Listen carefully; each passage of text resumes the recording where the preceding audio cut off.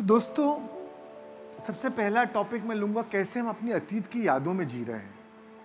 और और जब तक कि हम उसे जानेंगे नहीं, उस चीज़ को रिकॉग्नाइज़ नहीं करेंगे, हम उससे मुक्ति नहीं पा सकते।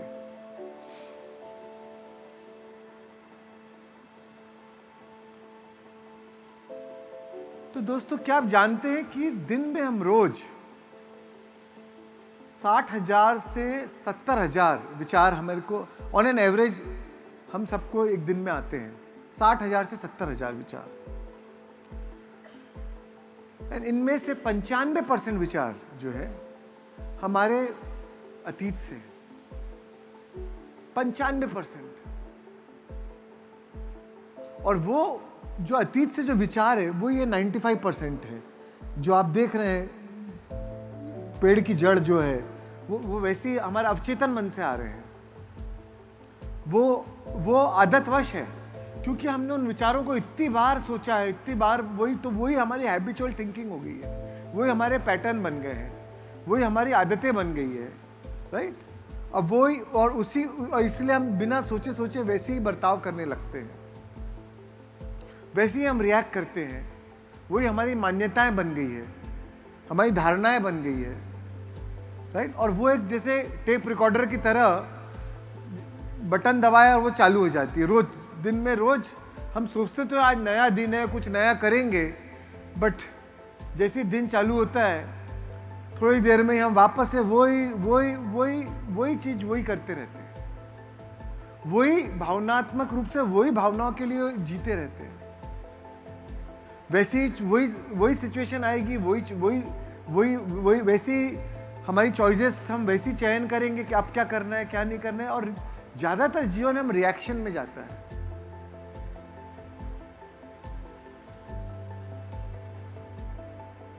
और साइंस कहता है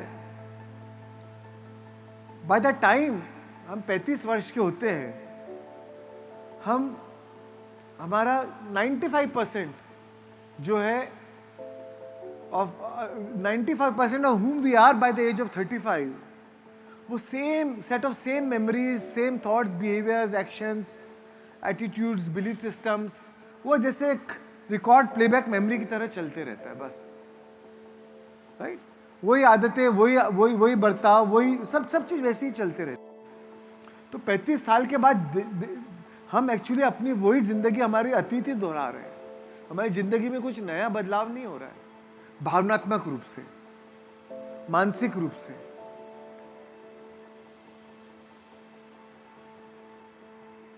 सिर्फ हम उठते तो हैं, बट सिर्फ 5% हमारा दिमाग नए विचारों को उत्पन्न करता है। सिर्फ 5% हमारी नई इच्छाएं, नई सपने, नए मनोकामनाएं जो हम पाना चाहते हैं, पूरी करना चाहते हैं, सकारात्मक सोच, पॉजिटिव थिंकिंग करना चाहते हैं, सिर्फ 5%। बट 95% हमारे अतीत से जुड़ा हुई होती है, अतीत की आदतवश होती है। तो कहने को तो हमारे पास फ्री विल है,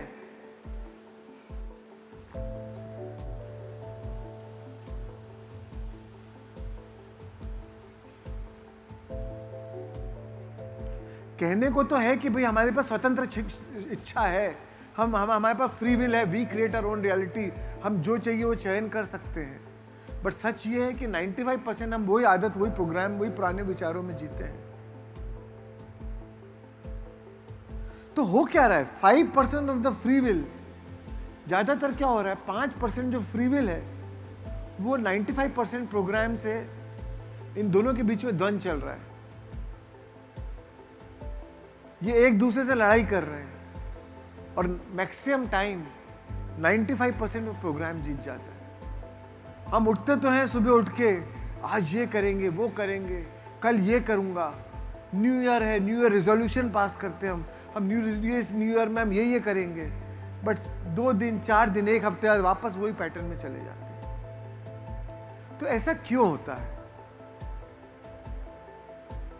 तो दोस्तों, एक चीज इंपॉर्टेंट कंसेप्ट समझना जरूरी है कि विचारों की भाषा, जो मस्तिष्क की जो भाषा है, 5% जो आपका जो मस्तिष्क की भाषा है विचार, जो स्वतंत्र विचार जो है वो मस्तिष्क की भाषा है, और शरीर की भाषा है भावनाएं। जो भी end product of any experiences and emotion, हर जो भी हम अनुभव होता है उसका एंड रिजल्ट क्या है? भावना। वो भावना जब हम उसे महसूस करते हैं तो वो हमारे शरीर में स्टोर हो जाता है। वो भावना हमारे अवचेतन मन में चले जाता है। तो जो हमारा शरीर है हमारे अवचेतन मन को रिप्रेजेंट करता है।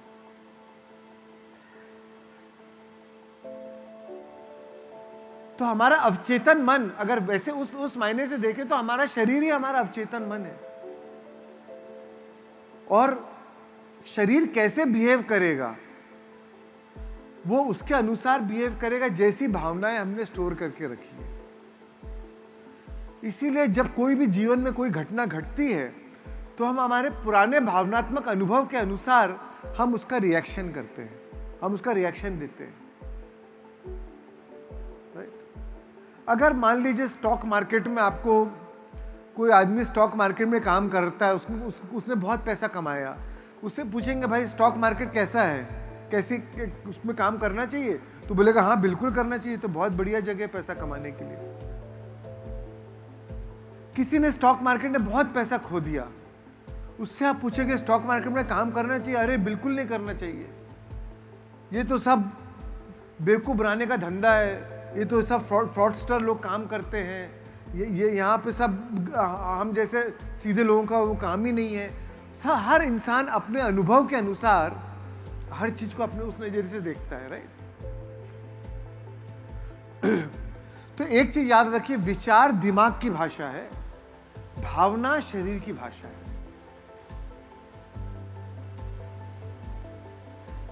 और होता क्या है, कई बार हम सोचते,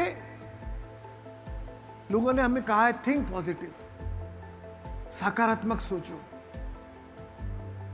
तो हम सोचते तो सकारात्मक है पर हमें भावना नकारात्मक है।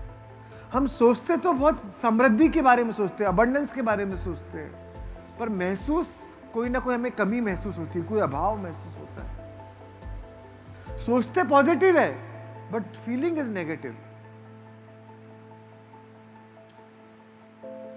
तो दोनों अलग दिशा में जा रहे हैं। सोच कुछ और कर रही है, ब्रेन कुछ और करना चाह रहा है, और शरीर हमें कुछ और, भावना कुछ अलग है। बट ज्यादातर 95% हम बिहेव करते हैं हमारी भावनात्मक रूप से। हमारा भावना जो रिप्रेजेंट करता है, जो शरीर जो भावना को रिप्रेजेंट करता है, उसके अनुसार हमारा आचरण करते हैं, उसके अनुसार हम हमारा बर्ताव करते हैं।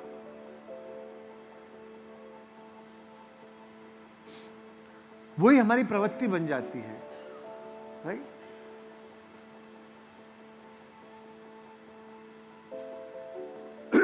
और खास करके आज के जमाने में सबसे पहले बदलाव लाने के लिए पहले यह चीज समझना पड़ेगा कि हम काम कैसे करते हैं, हम डिसीजन कैसे लेते हैं, क्यों हमारे जीवन में बदलाव क्यों नहीं आ रहे, क्यों हमारे सपने साकार नहीं हो रहे।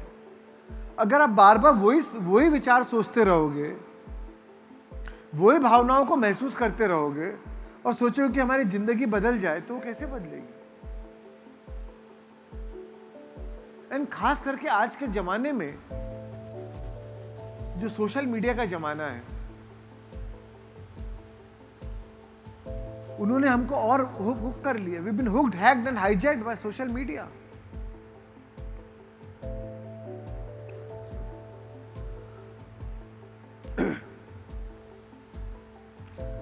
तो पहले तो क्या था, तो हमारे आजू बाजू जो मैंने बताया मैट्रिक्स, ये माया जाल है, पूरा बिछा हुआ है। पहले तो क्या था, हम एडवर्टाइजमेंट देते थे, चलो भाई वो चीज खरीदना है। पहले एडवर्टाइजमेंट घर से बाहर निकलते थे, बिलबोर्ड लगा रहता था। फिर स्मार्ट टीवी आया, हमारे घर में एडवर्टाइजमेंट देखने लग गए। अब स्मार्टफोन आ गया, उसमें दिख जाता है। आपने कोई कंटेंट को एक दो बार देख लिया यूट्यूब में, तो बार बार उसी टाइप के वीडियोस देखना चालू हो जाएंगे।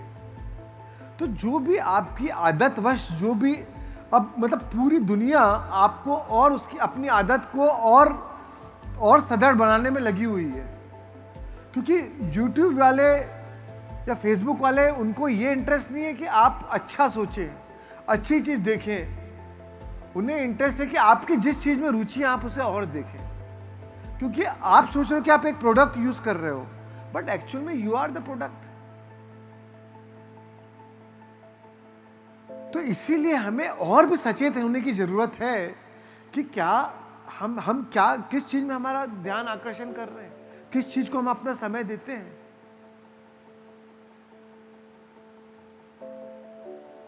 कैसे क्या हम भी वही आदतवशी जिंदगी बिता रहे हैं। तो दोस्तों,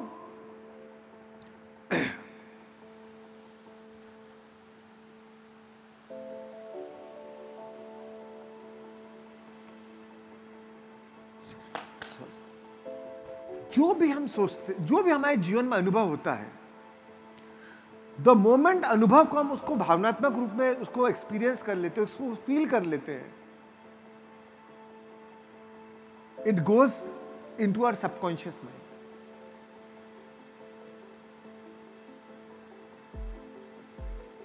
चेतन मन जो है आइडियाज को जनरेट करेगा, नए विचारों को उत्पन्न करेगा, पर सिर्फ भावना के माध्यम से ही इन विचारों की छाप अवचेतन मन पे पड़ती है। भावना ही एकमात्र माध्यम है जिसके द्वारा विचारों के बीज अवचेतन में बोए जाते हैं। अगर आप उसे महसूस नहीं करेंगे तो वो आपके सबकॉन्शियस माइंड में नहीं जाएगा,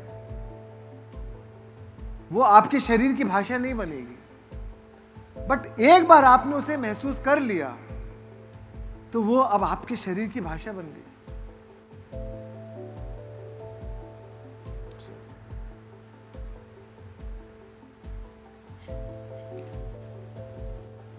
एंड कॉन्शियस माइंड तो आपका लॉजिकल होता है। कॉन्शियस माइंड सोचता है मुझे ये करना है, वो करना है, ये अच्छा है, ये बुरा है, ये सही है, ये गलत है, ये काला है, ये सफेद है।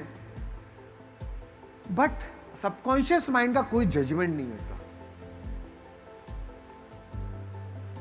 चाहे अपने आपकी अच्छी भावनाएं आपने पैदा की हो, चाहे गलत भावनाएं पैदा की हो, सबकॉन्शियस माइंड जो है उससे सच मान लेता है और वही बीज आपके अवचेतन मन में बो दिया उसने, उसे सच मान के उसे एक्सेप्ट कर लेता है, उसे वो सच मान के स्वीकार कर लेता है। चेतन मन जो है वो व्यक्तिगत होता है और अलग अलग विकल्पों को चुनता है, पर अवचेतन मन व्यक्तिगत नहीं होता। उसकी खुद की कोई पसंद नापसंद नहीं होती। चेतन मन में हमें पसंद नापसंद होती है। जैसे आप खाना खाते हैं, नहीं ये अच्छा लग रहा है, ये नहीं अच्छा लग रहा है। वैसे लाइफ में हम चॉइसेस करते हैं, ये अच्छा है, ये नहीं है, ये नहीं, ये मुझे ये कपड़े अच्छे लगते हैं, ये नहीं अच्छे लगते हैं। बट अवचेतन मन का कोई चॉइस नहीं है। जो भी भावनात्मक रूप से उसे वो एक्सेप्ट कर लेगा, इसे स्वीकार कर लेगा without any judgement.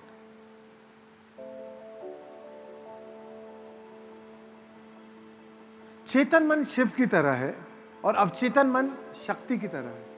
Male female, Shiv Shakti. वो नर, चेतन मन नर है, अवचेतन मन नारी है। और जो भी अवचेतन मन के गर्भ में आपने बीज बोया है भावना के रूप में, वो अवचेतन मन जब वो उसको अपने घर में धारण कर लिया तो उसी के प्रकार उन्हें आकार और अभिव्यक्ति देगा। फिर आपके जीवन में वही चीज घटित होना चालू हो जाएगी।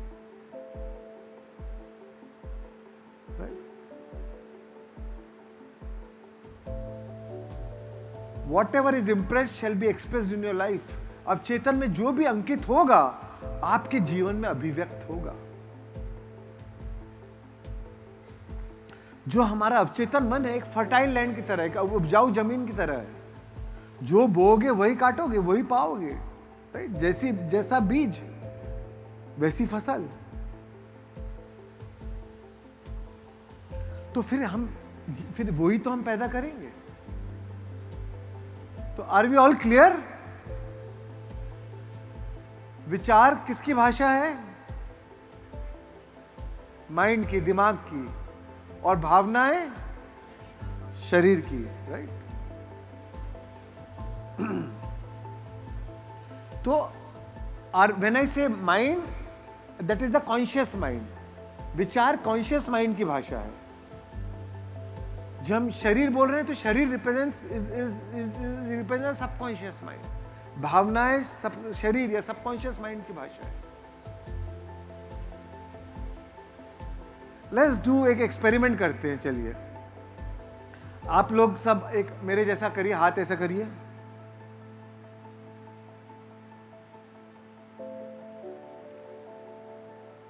और अपने हाथों को अपने चिन्ह पे ले जाइए. चिन्ह, मैंने बोला चिन्ह.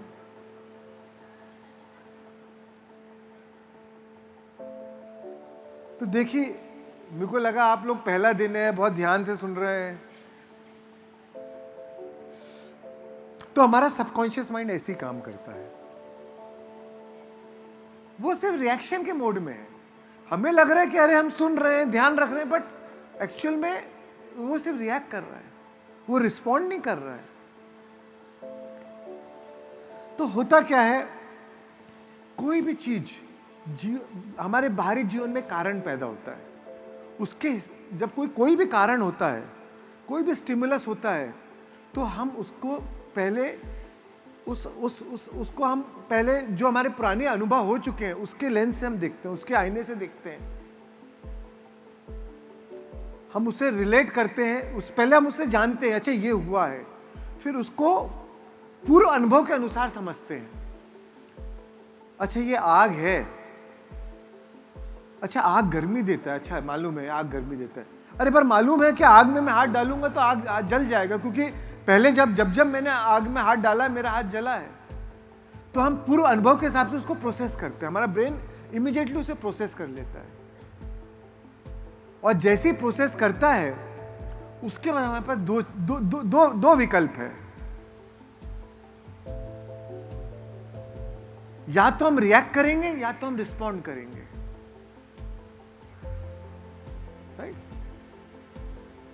आग सामने रख दे, तुरंत हम बॉडी का रिस्पॉन्स है, तुरंत हम रिएक्ट करें, नहीं. तो चॉइस है. एक तो सोचे समझे बिना प्रतिक्रिया करना, वो अवचेतन मन से है, अचेतन मन से है, फ्रॉम सबकॉन्शियस माइंड. क्योंकि बॉडी की अपनी मेमोरी है. Body is his own mind, that is the subconscious mind. वो तुरंत उसको रिएक्शन देगा. और या आप रिस्पॉन्ड करोगे. कोई आपको गाली बक रहा है, कोई आप पे चिल्ला रहा है, कोई आप पे गुस्सा कर रहा है, आपके पास चॉइस है. या तो आप भी रिएक्ट करेंगे, आप भी और तेज आवाज में बात करेंगे और गुस्सा करेंगे, या आप शांत मन से आप चॉइस कर रहे हो कि मुझे क्या करना है. तो रिएक्शन या रिस्पॉन्ड, ये वक्त, ये हमारे पास चॉइस है. ये इसीलिए human beings are so powerful, because this is the moment, this is the time we can change, we can make a difference. ये जो 5 सेकेंड, कुछ सेकेंड के जो क्षण है बिटवीन रिएक्शन एंड चॉइस, कौन सा विकल्प आप चूजते हैं,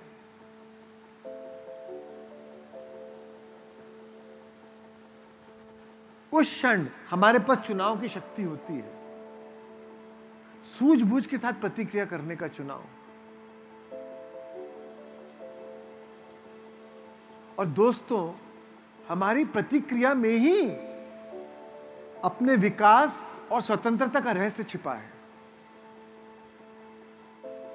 अगर आप रिएक्ट कर रहे हैं तो आप स्वतंत्र नहीं है.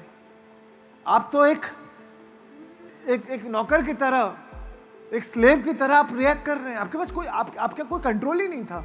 उसने मुझ पर चिल्लाया तो मेरे को गुस्सा आ गया, तो मैंने भी 2 थप्पड़ मार दिए. उस टाइम आपको आपके ऊपर कोई नियंत्रण ही नहीं था अपने आप पे. तो आप तो उसके गुलाम बन गए.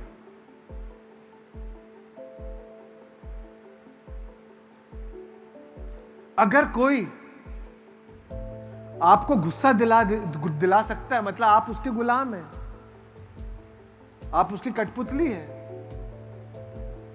अगर कोई अपने शब्द से, अपने आचरण से अपने व्यवहार से आपको गुस्सा दिला रहा है, मतलब वो आपको कंट्रोल कर रहा है।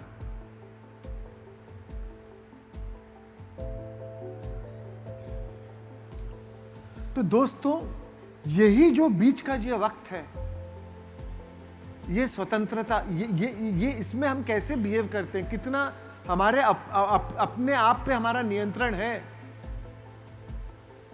वो डिसाइड करता है कि हम स्वतंत्र हैं या नहीं है। हम हमारा चयन खुद कर रहे हैं कि वो सिचुएशन हमसे करा रहा है।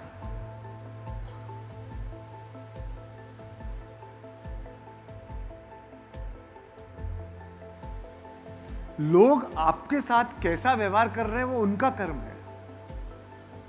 आप उनको कैसी प्रतिक्रिया दे रहे हैं, आप उनको कैसे प्रतिक्रिया देते हैं, वह आपका कर्म है।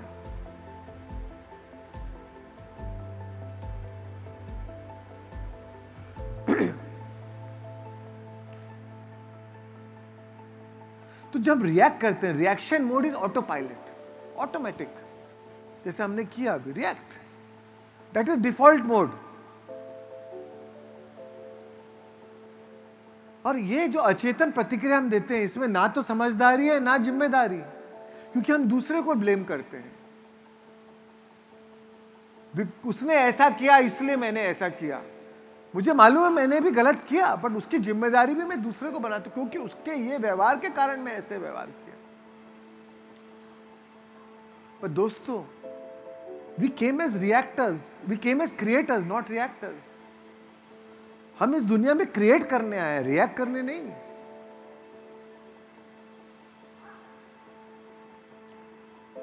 और हमारे जीवन का अनुभव इस बात से तय नहीं होता है कि आप हमारा लाइफ प्लान कैसे सच होता है,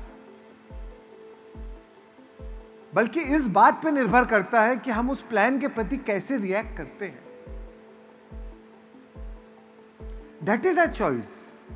क्या होगा क्या नहीं होगा, that is not our choice. But उस सिचुएशन पे आप कैसे रिस्पॉन्ड करते हैं, उसकी क्या प्रतिक्रिया करते हैं, वो हमेशा आपके ऊपर है।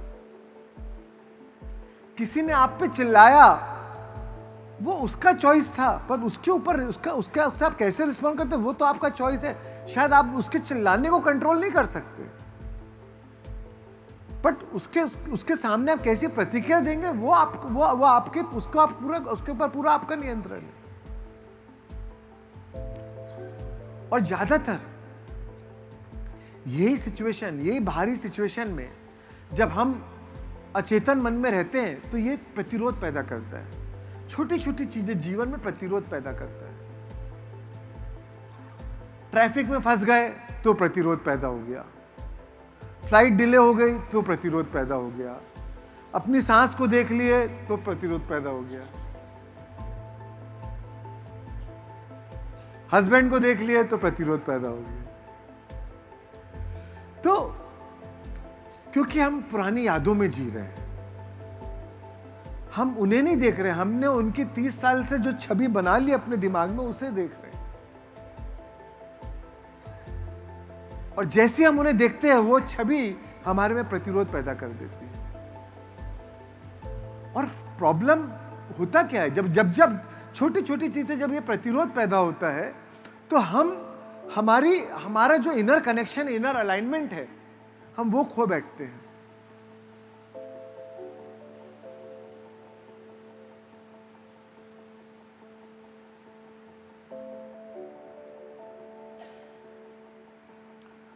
And the moment we lose our alignment, जब हम अपना इनर अलाइनमेंट खो बैठते हैं, अपने आप से अपनी एकलता खो बैठते हैं,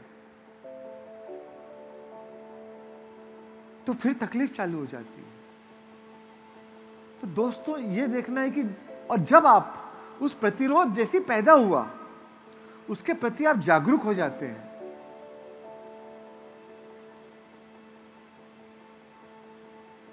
तब जीवन में बदलाव आता है, तब मिरेकल्स होते हैं। उसके प्रति जागरूक होना,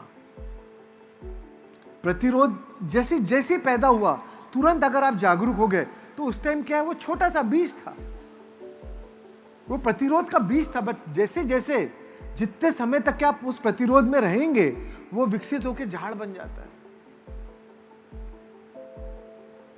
फिर वो बहाना ढूंढता है और प्रतिरोध पैदा होने का, और प्रतिरोध पैदा करने के लिए अपना बहाना ढूंढता है, क्योंकि अब आपको उसको प्रतिरोध में जीने की आदत हो जाती है, रेजिस्टेंस में जीने की आदत हो जाती है।